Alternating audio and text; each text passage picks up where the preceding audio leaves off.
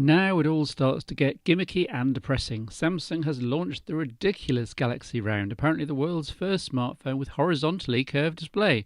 Like saying you've just invented the world's first car with 5 wheels. It may be true, but who wants it? The curved display is 5.7 inches, super flexible AMOLED at 1080p, but come on.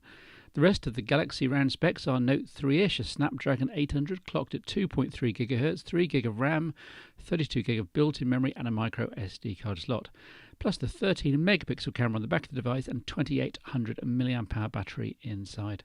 You all know how much I love phones with removable backs and sealed batteries. What a kludge. This is the new HTC One Max, and adding insult to injury, its camera lacks the OIS from the Ones, rather crippling one of its main advantages. Plus there's plastic mixed in with the aluminium this time. It's like being kicked in the whatsits 3 times. The One Max is a large phone at 5.9 inches and 1080p of course, with a relatively modest Snapdragon 600 chipset at 1.7 GHz and 2 gig of RAM. Despite not being user replaceable, the battery is 3300 mAh, which should be enough for most people. One thing which is interesting is the fingerprint sensor on its back, though it doesn't seem as sophisticated a system as Apple's. Think Motorola Atrix swiping instead. LG hasn't been a favourite name of mine in the past, with far too many handsets being laden with subpar components, and I still haven't forgiven it for messing up the Nexus 4's potential. Too much plastic and a poor software update record. The G2 here is undoubtedly LG's best smartphone ever, with super high specifications and a display to die for.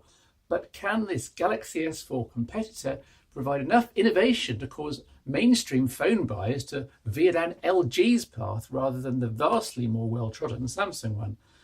There's no doubting that the G2 is handsome, from the front at least, with edge-to-edge 5.2-inch screen in almost the same dimensions as the Galaxy S4 with its 5-inch display. Of course, with virtual controls here, you then immediately lose that 0.2 inches and more for most applications. But let's not split hairs. The G2 screen is gorgeous. Almost 180-degree viewing angle, sumptuous colours, super high contrast, full 1080p. The LCD screen is magnificent. Forgive the row of dodgy pixels in this review device, retail units will be fine. As we saw with Motorola and Sony devices, virtual controls don't necessarily mean stock Android. In fact, LG's additions to the OS are just as heavy as Samsung's, as it tries to add value with app after function, after utility, after menu option. The controls are a good example, with the third control here not being recent apps, but instead menu, just as on Samsung's devices. Are LG really so desperate to copy Samsung that it had to copy the presence of a menu key? And just to be different, the default layout is with menu here on the right and back on the left, though you can switch this around in settings if you really want to. Of special note is that there are no side buttons on the G2 at all. The smooth, clean plastic curves are completely uninterrupted. Yes, plastic. The screen's oleophobic, but the back is a clammy fingerprint magnet, rather sadly. It also creaks. You probably can't hear this on the microphone, but it's something I didn't really expect from a Snapdragon 800 powered flagship. The back is where the action is, of course, with the G2's power button here protruding slightly, flanked by the volume up and down buttons and the camera glass. The idea is that with such a large phone, your index finger is going to be in this vicinity most of the time anyway, so why not use this for operating some of the main functions? I can see where LG is going with this, and the system does work after a fashion, but why do it in the first place? The G2 is easily thick enough for side buttons as found on every other smartphone in the world, and putting the buttons here is a recipe for that disaster scenario from every mobile shutterbug: fingerprints on the camera glass. Almost every single time I locate blind the power and relevant volume button with my finger, there's some contact here with the camera glass. Yes, I'd probably wipe the glass before any photos anyway. We're all used to doing that these days, but it shouldn't be this easy to coat it with dirt and finger oils. Of course, with the power button here on the back, how do you turn the phone on if you're not actually holding it, i.e. if it's on a desk? LG has thought of this, implementing what we've seen before on Nokia's MeeGo and Windows phones, a double tap to wake, which turns out to be very convenient indeed. In theory, you can then double tap again to turn the screen off again, but sadly this only works on the home screen and not in applications. Everything's sealed here, boo. Internal storage at 16 gigabytes here, which really isn't enough. and only 10 gigabytes free out of the box, which is borderline untenable for most people, plus a non-replaceable battery of 3000 milliamp hours. Battery life is pretty good despite the fast processor, the 2 gig of RAM and the giant screen.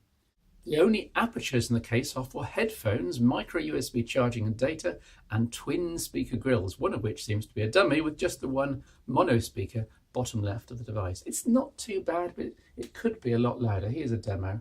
This is full volume. The Galaxy S4 and most Nokias and iPhones blow it away here, I think. A micro SIM tray can be popped out of the top left edge, by the way. The lock screen tinkles away like magic to reveal a home screen layout that's pretty standard. Samsung style, the home screens can be looped, which is useful, plus they can be themed. You only get one alternative out of the box. The uninspiring marshmallow theme, and there's no download link to grab more online. The app launcher looks standard too, though you can use a gear wheel icon to edit the icon order, creating folders iOS style. Most of LG's customizations are based around applications and system functions. Almost every single standard app, from contacts to calendar to gallery to music, has been heavily customized or replaced altogether. The changes are mostly improvements, but you're always aware that this isn't the app you're used to from previous Android devices. This isn't the notifications pane you're used to either. There's a Samsung copied settings and shortcuts carousel, a Q-slide carousel, of which more later, brightness control, a master volume control, and what you know, some actual notifications here starting way below the halfway point on the pane. Given the expanded detail in notifications in Android 4.2 complete with actions, this often means that on the initial pull down, you only actually see one notification. You then have to swipe up again to see below the fold. Less is more, LG, really. The company's aim at most turns seems to be to copy or even outdo Samsung. The camera interface is littered with extra smart modes: shot and clear, burst shot, beauty shot, dual camera, time catch shot, and so on. Sound familiar? Then there's the eye-tracking smart screen to keep the display on, and smart video to pause videos when you look away. Any of this ringing any bells? Are there any lawyers in Korea? Another example, Q-slide here, LG's answer to Samsung's multi-window function. Essentially, most of the LG tweaked core applications can be set to float over the top of another application. You can have up to 2 floating apps at any one time, resizing each window as required, though the concept is hugely flawed and impractical, even on a 1080p screen like this. There's a reason phones don't run a windowing user interface, you know. More useful is guest mode here, wherein you set an unlock pattern for guests or kids, essentially bringing them into a restricted Android launcher with only the applications that you specify available. Perfect for handing your G2 to your kids on a car journey, safe in the knowledge that they can unlock the screen when needed and still only ever get to their games and drawing applications. And of course, when it's you again, your normal unlock pattern restores your full Android session. Very slickly done, though it does obviously force you to use an unlock pattern in the first place. I don't normally bother. Inside it's Android 4.2.2, and you can bet your bottom dollar that G2 won't get Android 4.3 before 4.4 is available for the Nexus devices. The 13 megapixel camera here shoots 10 megapixels 16:9 photos by default with admirable detail in good light. LG does seem to have a handle on noise reduction, and low light shots of static subjects come out well enough, thanks to the clever image processing and hardware optical image stabilization. But the camera here isn't that fast enough to cope with your kids or pets indoors in the same way that, for example, an HTC One or Xenon-equipped Nokia Lumia 1020 manages. Expect quite a few blurry photos of such subjects. 1080p video capture is similarly pitched with decent results as is in good light, thanks to the OIS working very well indeed. The G2 thus lives with the top-end Nokia smartphones for video capture, but does lose out to devices like the Lumia 1020 and to Sony's Android-powered Z1 because there's no lossless zoom facility. Use the digital zoom using multi-touch pinch or the on-screen slider here and you'll see pixelation, and lots of it. When playing back videos, there's sufficient horsepower here that you can even multi-touch zoom into video content while it's playing. It's a really good trick, though real-world use of this will be rather limited. Slightly curiously, the playback interface has been enhanced so that scrubbing the timeline play indicator doesn't work at all. Instead, the trick is to swipe across the middle of the screen. LG, why you remove the standard control as well? It's madness. Similar swipes at the left and right of the video playback window adjust brightness and volume just as well, really, seeing as the buttons are effectively hidden if the phone's laying on a surface. In a world of unambitious smartphones, the LG G2 would stand out. But this is 2013. The pace of spec creep has never been faster. The Samsung Galaxy S4 is the obvious competitor and has a 6-month head start, backed by Samsung's huge worldwide reach. Is the LG G2 an obviously superior smartphone? Well, not really, though the two devices could comfortably trade blows for a while, of course. The G2 needs an edge, a reason why someone would seek it out in its own right. The unique selling point here is arguably the button arrangement on the rear. But is it a break from tradition too far? In use, I didn't once think about how much faster or convenient the arrangement was, because it wasn't. It's simply different, and just being different isn't going to be enough to leap the G2 into the same sales sphere as the more flexible, cheaper, massively marketed Galaxy S4. It seems that being the best LG phone ever may not be enough after all. A brief word of explanation. I've been trying to make a go of the phone show as part of my full-time job now for 6 years, and that means accepting a few companies on board as sponsors every now and then to help bump up the beer fund and, yes, well, the food fund. But I've turned down more sponsors than you might guess. I'm not going to promote a company or product I don't think much of.